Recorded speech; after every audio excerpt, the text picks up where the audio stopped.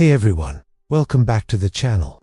Today, we're diving into one of history's ultimate what-if battles. Picture this, the unstoppable force of the Mongol Empire against the immovable object of the Macedonian Phalanx. We're talking Genghis Khan versus Alexander the Great. Who would win if 50,000 Mongol horsemen clashed with an equal number of Alexander's elite soldiers? This is the steppe storm meeting Greek steel, and it's going to be epic. First, let's set the stage and get to know our commanders.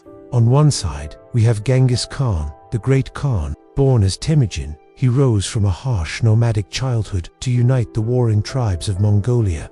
His genius wasn't just in his personal fighting skill, but in his revolutionary military and societal reforms. He was a master of psychological warfare, logistics, and meritocracy. He promoted generals based on skill, not birthright, creating an army bound by loyalty and unmatched discipline. Under his leadership, the Mongols became the most feared and efficient military machine of their time. On the other side, Alexander the Great, a prodigy tutored by Aristotle himself. Alexander inherited the throne of Macedon and a professional army forged by his father, Philip II. But Alexander took it to a whole new level. He was a tactical virtuoso, famous for leading from the front, inspiring fanatical loyalty in his men. His campaigns are legendary, stretching from Greece to India, and he never lost a single major battle. His strategic mind was unparalleled, capable of adapting to any situation and pulling off audacious maneuvers that left his enemies stunned. So, we have two of the greatest military minds in history, but a general is only as good as his army. Let's break down their forces. The Mongol army was the embodiment of speed and terror. Its core was the mounted archer. Every Mongol warrior was a superb horseman and a deadly shot with the composite bow. This weapon was a marvel of engineering, capable of piercing armor from a distance. Their tactics were fluid and deceptive. They'd use feigned retreats, swarm their enemies with arrows, and then, once the enemy formation was broken and exhausted, the heavily armored Mongol lancers would charge in for the kill. Their communication system, using flags and horns, allowed them to coordinate complex movements across vast battlefields. And don't forget their incredible endurance and ability to live off the land, giving them logistical superiority that few could match.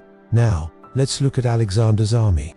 The heart of his force was the Macedonian Phalanx. This was a dense formation of infantry, each soldier armed with a sarissa, an incredibly long spear, sometimes up to 18 feet long. When they advanced, the phalanx was like a giant, bristling hedgehog, an impenetrable wall of spear points that was devastating in a frontal assault.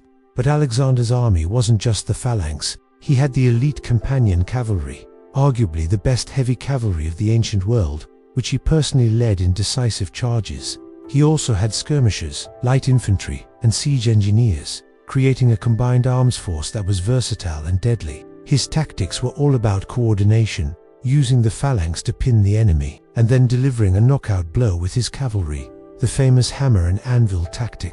Alright, the commanders are ready, the armies are described. Now, let's imagine the battlefield. For a fair fight, we need neutral ground. Let's place them on a large, open plain in Central Asia. This gives the Mongol cavalry room to maneuver, but it's also flat enough for the Macedonian Phalanx to maintain its formation. The weather is clear. 50,000 Mongols versus 50,000 Macedonians.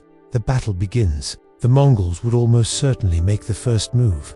You'd hear a low rumble, then see a dust cloud on the horizon as thousands of Mongol horse archers advance. They wouldn't charge head-on.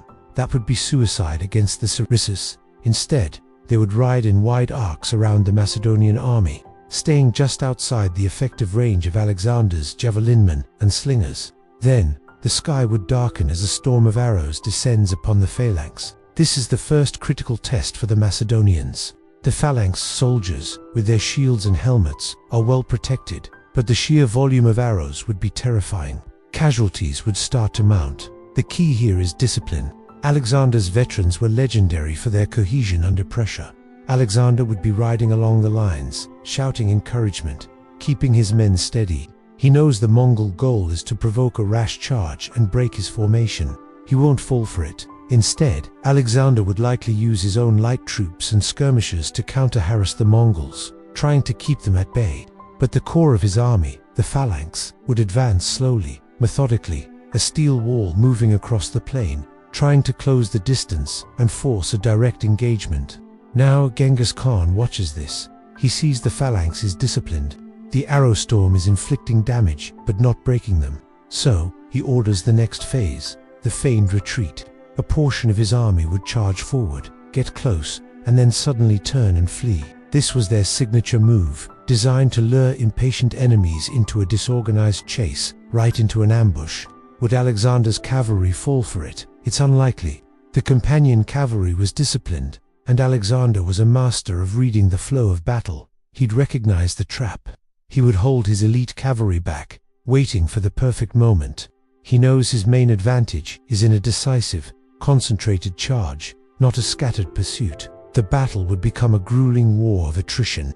The Mongols continue their hit-and-run tactics, peppering the Macedonians with arrows, trying to wear them down physically and mentally. The phalanx continues its slow, relentless advance. Hours could pass like this. Men are tired, thirsty, and nerves are frayed. This is where the general's genius comes into play. Genghis Khan might try to disorient the Macedonians. He could use smoke screens from burning grass to obscure his movements, or split his forces to attack the phalanx from multiple directions at once, trying to find a weak spot in the formation. Alexander, in turn, would be looking for his opening. He needs to create a situation where he can unleash his hammer blow. He might deliberately weaken one of his flanks, trying to bait the Mongols into a concentrated attack. It's a risky move, but one a gambler like Alexander might take. Let's say the Mongols fall for it. Seeing a perceived weakness, a large contingent of Mongol heavy lancers decides to commit to a full-scale charge, hoping to shatter the Macedonian line. This is the moment Alexander has been waiting for. As the Mongol heavy cavalry crashes into the Macedonian flank, the phalanx holds. It's a brutal, close-quarters fight. But just as the Mongols are fully engaged, Alexander personally leads his companion cavalry in a thunderous charge. They wouldn't hit the Mongols head-on. Instead, they would slam into the flank or rear of the engaged Mongol force. This is the hammer striking the anvil of the phalanx. The shock would be immense. The Mongol lancers, caught between the spears of the phalanx and the lances of the companions, would be devastated. This is where the Macedonians excel, the decisive battle-winning charge. Seeing a huge part of his army being crushed, Genghis Khan would be forced to make a decision. Does he commit more of his forces to a chaotic melee where his archers are less effective, or does he cut his losses and retreat to fight another day? Given the Mongol doctrine of preserving their forces, a tactical withdrawal is the most likely outcome. They would use their remaining horse archers to cover the retreat, harassing Alexander's army to prevent a full pursuit. The Mongols were masters of turning a retreat into another trap, so Alexander would have to be cautious. So, who is the winner on the day? In this specific head-to-head battle scenario, Alexander the Great likely claims a narrow, bloody victory. His combined arms approach and the sheer stopping power of the phalanx cavalry combo are perfectly designed to counter a direct assault, even one as sophisticated as the Mongols. He would likely win the field. But this is a huge butt-winning. The battle is not the same as winning the war. The Mongols were masters of the long game. Genghis Khan would have retreated with a large part of his army intact. He would have learned from the engagement. He would adapt. The Mongols would never offer a pitched battle on Alexander's terms again.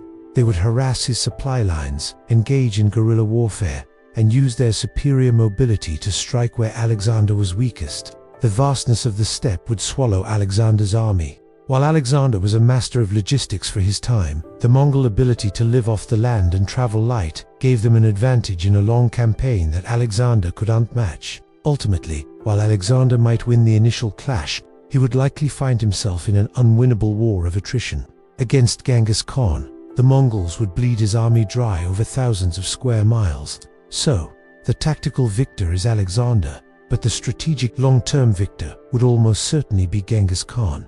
It's a fascinating matchup of two completely different military philosophies. The Macedonian way of winning a single, decisive battle versus the Mongol way of winning a war through mobility, attrition, and adaptation.